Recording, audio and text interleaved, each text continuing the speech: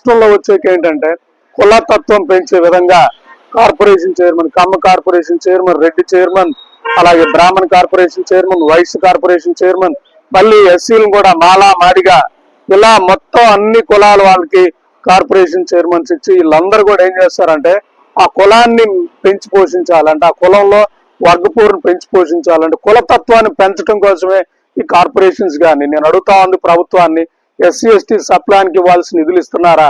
ఈ పథకాల కోసం వెళ్ళే విధానం ఉందా? అలాగే ఈ కార్పొరేషన్, కమ్మ కార్పొరేషన్, రెడ్డి కార్పొరేషన్ ఇవన్నీ పెట్టే బదులు ఒక వెనకబడిన పేదల కార్పొరేషన్ ఒకటి, లేదా వెనకబడిన దళితుల కార్పొరేషన్, 2 కార్పొరేషన్ పెట్టి ఆ కార్పొరేషన్ ద్వారా వాళ్ళకి ఉపాధి చేయొచ్చు కదా.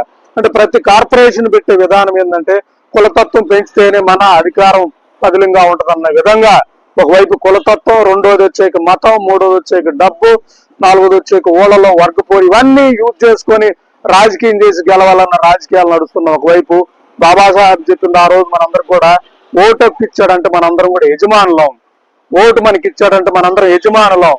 మనం వేస్తే గెలిచే ఎమ్మెల్యే కూడా మనకి సేవకుడే.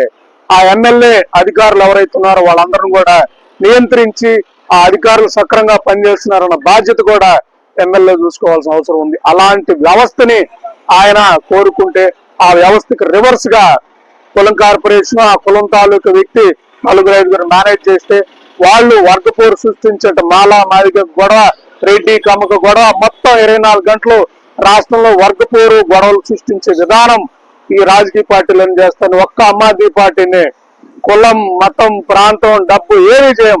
మేము ఓన్లీ సమస్య గురించి మాట్లాడతాం, అభివృద్ధి గురించి మాట్లాడతాం, ముఖ్యంగా విద్య గురించి మాట్లాడతాం. ప్రభుత్వ విద్య పెరిగితేనే పేదవారికి విద్య అందుబాటులో వస్తుంది. ఎందుకంటే ఈ రోజు వివక్షను పెంచుతుంది ప్రైవేట్ విద్యని. ప్రైవేట్ విద్య వల్ల ప్రభుత్వంలోకి ఎవరైతే ఉన్నారో బాగా డబ్బులు ఉన్న వాళ్ళందరూ కూడా అక్కడ చదవగలుగుతున్నారు, పేదవాళ్ళందరూ కూడా ప్రభుత్వ విద్యలో